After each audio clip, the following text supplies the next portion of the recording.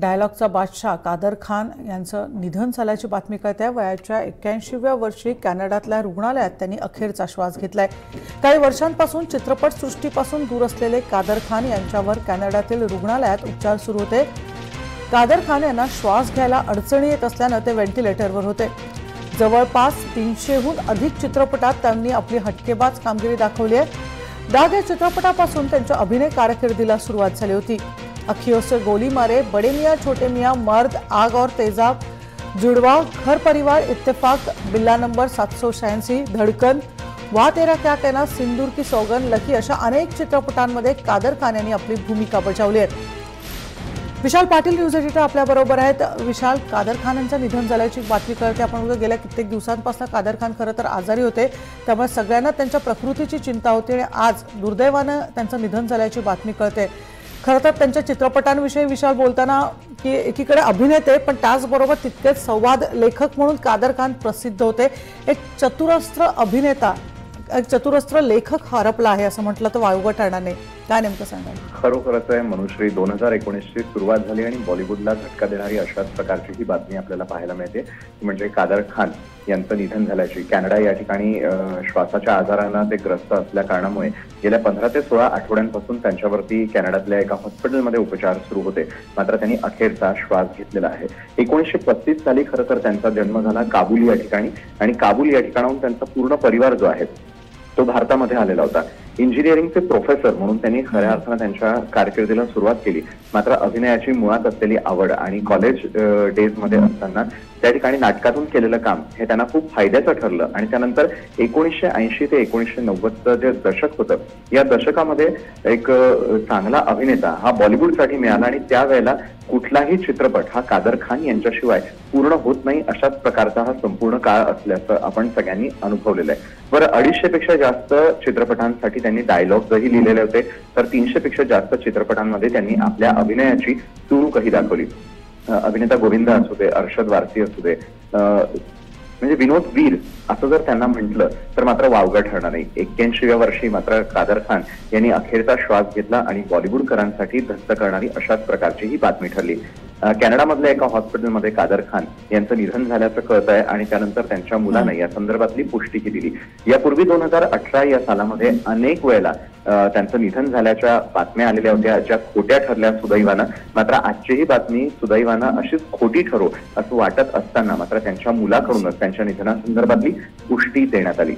विशाल, आपण बघतोय की कादर खान यांच्याबद्दलचं बोलणं झालं की ज्या पद्धतीनं तुम्ही सांगता आहात की एकीकडे अभिनेता आणि संवाद लेखक म्हणून कादर खान यांची ओळख होती, पण त्यावेळेच्या अगदी तोडीस तोड अमिताभ बच्चन असो किंवा इतर अनेक अशा प्रकारचे कलाकार असो, त्यांच्या तोडीस तोड उभे राहिलेले कायम कादर खान आपल्याला बघायला मिळाले। मग ते खलनायकाच्या भूमिकेत असो, चरित्र अभिनेत्याच्या भूमिकेत असो किंवा कॉमेडी करणाऱ्या एखादी त्यांची भूमिका असो, कायम कादर खान यांची भूमिका सुद्धा तितकीच वैशिष्ट्यपूर्ण राहिलेली आहेत। काय नेमकं सर?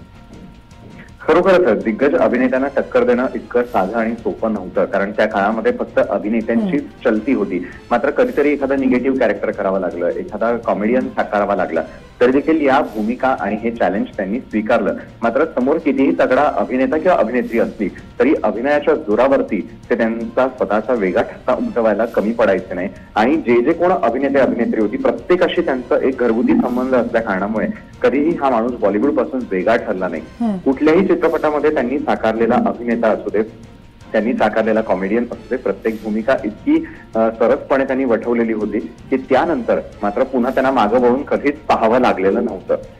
प्रत्येक चित्रपटातील त्यांच्या अभिनयामध्ये किंवा त्यांच्या एखाद्या कॅरेक्टरमध्ये आपण पाहिलं तर 100% अभिनेता काय असतो हेच त्यातून पाहायला मिळालं। कधीही कादर खान हे एका चित्रपटात जसे दिसतात तसेच दुसऱ्या चित्रपटात कधीही दिसले नाही। प्रत्येक कॅरेक्टर किंवा प्रत्येक भूमिका त्यांनी वेगळी कशी साकारता येईल यावरती पूर्णपणे अभ्यास केलेला होता। मग एखादा इंडस्ट्रियलिस्ट असू दे, एखादा गरीब माणूस असू दे किंवा रस्त्यावरती भीक मागण्यापर्यंत केलेले जे काय त्यांच्या भूमिकांमधल्या आजपर्यंतचे वेगवेगळे गोष्टी होत्या त्या त्यांनी उत्कृष्टपणे साकारल्या आणि त्यामुळे खऱ्या अर्थानं विद्यापीठ जे म्हणतो आपण अभिनेता म्हणून ते जर आपण कादर खान यांना म्हटलं तर वावगं ठरणार नाही। 22 ऑक्टोबर 1937 साली त्यांचा जन्म झाला आणि 1 जानेवारी 2019ला म्हणजे नवीन वर्षाच्या सुरुवातीलाच मात्र त्यांची प्राणज्योत मालवली आणि धक्का देणारी अशी बातमी आपण आज यावेळेला आपल्या प्रेक्षकांपर्यंत पोहोचवतोय मनुश्री। धन्यवाद विशाल, आपल्याबरोबर होते दिलीप ठाकूर, चित्रपट समीक्षक आपल्याबरोबर आहे. दिलीप ठाकूरजी, आपण बघतोय एकीकडे चतुरस्त्र अभिनेता म्हणून कादर खान यांची ओळख आहे, पण तितका संवाद लेखक, तगडा असा संवाद लेखक, उत्कृष्ट कॉमेडीचं टायमिंग असणारा एक उत्कृष्ट अभिनेता आपण हरपलेला आहे. हो, नुसतंच विनोदी असं नाही. कादर खाननी सोशल सिनेमामध्येही काम केलंय, ऍक्शन चित्रपटामध्ये काम केलंय, विलन म्हणूनही काम केलंय. परंतु कादर खानची ना अगदी जर वेगळी ओळख सांगायची तर कादर खान हा आपल्याला अभिनेता म्हणून हे अशी एक ओळख आहे. परंतु याच कादर खाननी 1981 साली गिरीश कर्नाड आणि शबाना आझमी यांना घेऊन शमा नावाचा एक मुस्लिम सोशल गंभीर चित्रपट निर्माण केला होता. त्या संपूर्ण चित्रपटाचं लेखनच कादर खान यांचं होतं आणि दिग्दर्शनामध्येही सहभाग होता.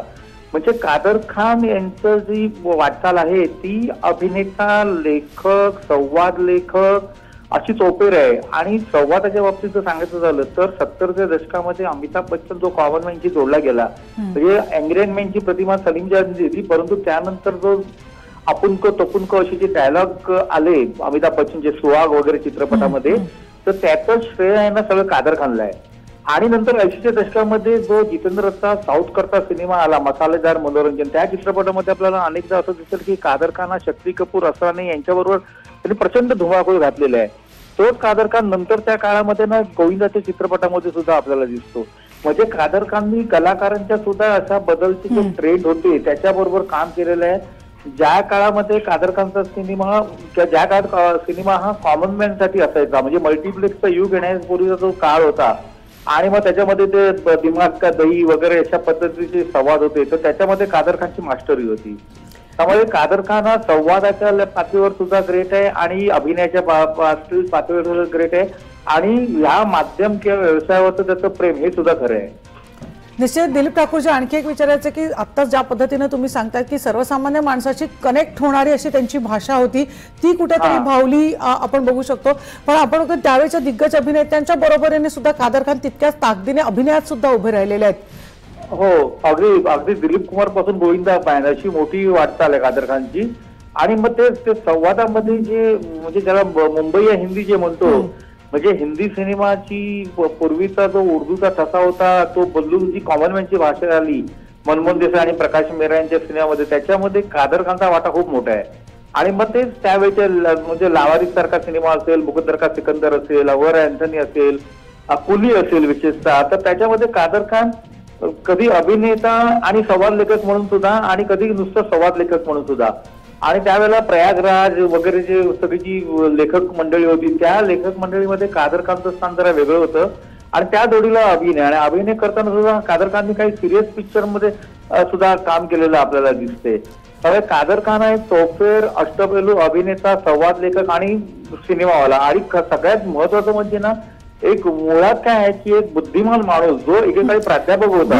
दिलीप ठाकूर, हेच मुळात विचारायचंय तुम्हाला. एकीकडे कलाकार आणि संवाद लेखक पेक्षा एक अकॅडमिक सुद्धा त्यांचं अतिशय श्रेय होतं, कारण सिव्हिल इंजिनियर होते ते, इंजिनिअरिंग सारख्या क्षेत्रात होते, प्राध्यापक सुद्धा होते ते. काय महाराष्ट्र कॉलेजमध्ये ते प्राध्यापक होते एकेकाळी. ते एकांकिका वगैरे लिहायचे. ते सिनेमाच्या क्षेत्रात आल्यानंतर त्यांची इमेज कदाचित ती फिल्मी झाली असेल, परंतु त्यांच्यातला जो मूळ जो माणूस आहे, बुद्धिवादी जो माणूस आहे, तो मात्र कायम राहिला. आणि तेच जास्त महत्वाचं असतं. कारण नुसतं करिअर करणं हे नसतं की यशापयश आणि बदलचे ट्रेंड आणि त्याच्याप्रमाणे स्वतःला ऍडजस्ट करणं, त्याप्रमाणे परफॉर्म करणं, हे कादर खानने ती संस्कृतीशी जोडून घेतलं, त्यामुळे त्यांची वाटचाल मोठी होऊ शकली. निश्चितच. धन्यवाद दिलीप ठाकूरजी, तुम्ही तुमची प्रतिक्रिया दिल्याबद्दल. भाऊ कदम आपल्याबरोबर, अभिनेते आपल्याबरोबर. भाऊ कदम, आपण बघतो की एक उत्कृष्ट टायमिंगचा असा नट, कॉमेडी ज्यांची आपण बघतो की त्यांची फेक, त्यांची समज ही अतिशय वेगळी अशी होती आणि एक ठसा त्याने उमटवलेला होता कायमच बॉलिवूडमध्ये. काय नेमकं त्यांच्याबद्दल सांगाल? नमस्कार.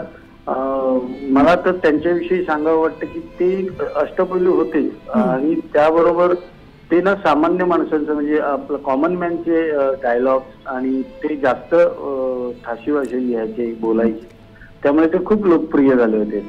आणि ते खरंच आपले वाटतील. आणि त्यांच्या डायलॉग्स मध्ये म्हणजे त्यांच्या पुरते तर होतेच, परत दुसऱ्याला सुद्धा लिहून देताना सुद्धा ते छान डायलॉग्स असायचे, त्यामुळे ते कायम लक्षात राहायचे डायलॉग सुद्धा. आणि जेव्हा नंतर कळायचं की हे कादर खान यांनी लिहिलेलं आहे, तेव्हा तर अजूनच म्हणजे बरं वाटायचं की अरे काय माणूस हा कॉमेडी सुद्धा करतो, सिरियस सुद्धा करतो आणि संवाद लेखक सुद्धा आहे आणि खूप ग्रेट ऍक्टर आपल्यातून आता नाही आहेत, याचं खूप खंत वाटते.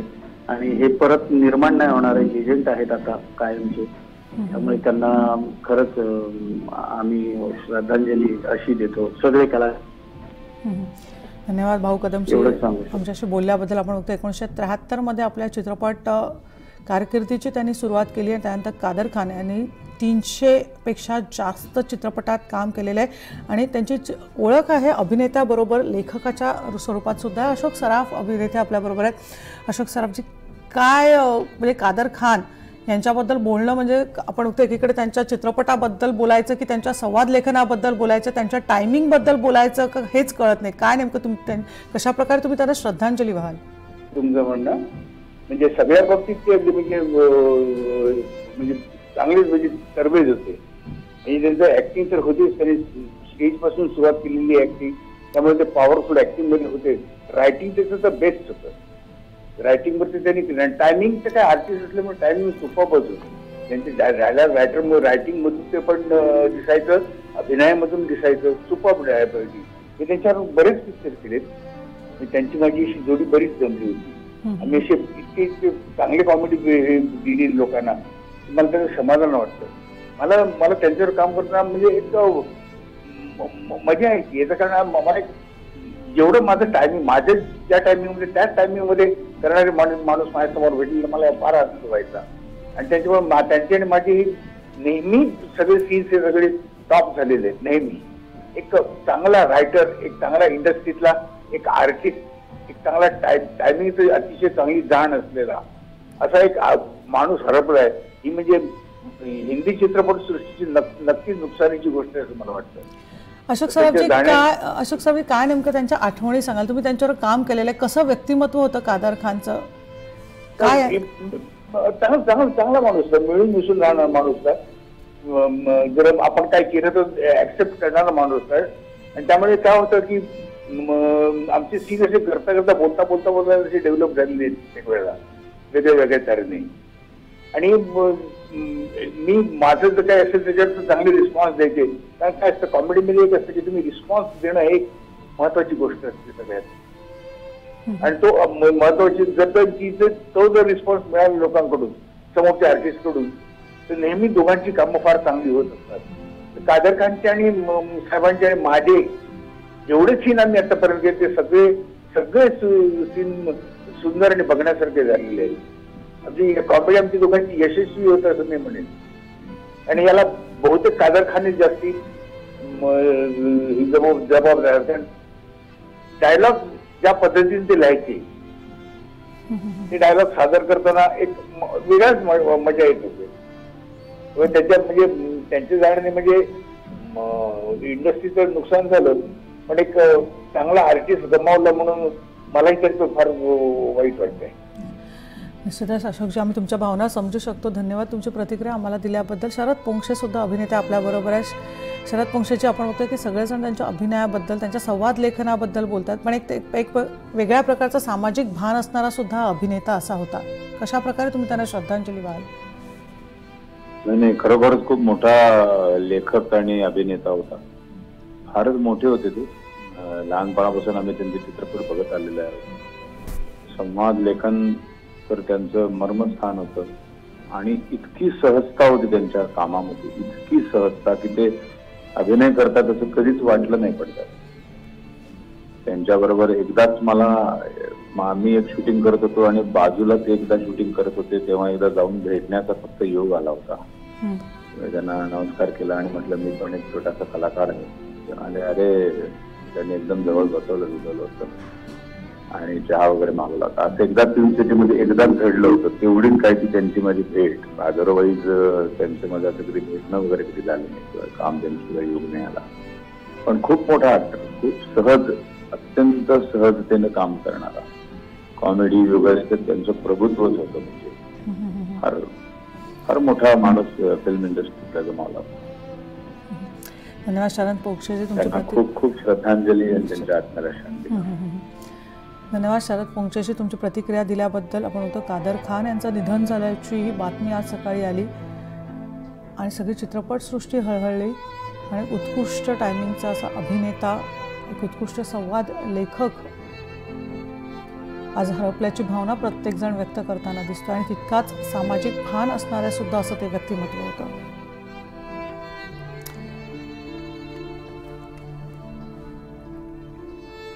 कादर खान यांचा एक अल्पपरिचय आपण बघूयात. 22 ऑक्टोबर 1937 मध्ये अफगाणिस्तानच्या काबूलमध्ये कादर खान यांचा जन्म झाला. 1973 मध्ये दाग चित्रपटातून त्यांनी पदार्पण केलं. तर 300हून अधिक चित्रपटांमध्ये कादर खान याने भूमिका वठवल्या आहेत. आता 250 चित्रपटांसाठी त्यांनी संवाद लेखन केलेलं आहे. 70 ते 80च्या दशकात कादर खान यांच्या चित्रपटांची मोठ्या प्रमाणात होती. प्रत्येक चित्रपटांमध्ये कादर खान दिसायचे. कादर खान यांच्यासाठी चित्रपट लिहिले जायचे. अनेक चित्रपटांमध्ये कादर खान आणि गोविंदाची जोडी खूपच हिट ठरलेली आहे. असे कादर खान आज यांच्या निधनाची आज बातमी आलेली आहे. आपण बघतो फक्त चित्रपट अभिनेता किंवा संवाद लेखक नाही, तर अकॅडमिकली शैक्षणिकदृष्ट्या सुद्धा कादर खान यांनी इंजिनिअरिंग ग्रॅज्युएट होते. ते इस्माईल युसुफ कॉलेजमध्ये त्यांनी इंजिनिअरिंग पूर्ण केलं होतं. तर साबू सिद्दीक कॉलेज ऑफ इंजिनिअरिंगमध्ये ते सिव्हिल इंजिनिअरिंगचे प्रोफेसर सुद्धा होते. आणि आज नववर्षाच्या पहिल्याच दिवशी कादर खान यांच्या निधनाची बातमी आल्यामुळे आपण फक्त चित्रपटसृष्टीतनं हळहळ व्यक्त केली जाते. या बुलेटिनमध्ये आपण इतरही बातम्या बघणार आहोत, पण घेऊया एक छोटासा ब्रेक. पाहत राहा जय महाराष्ट्र न्यूज.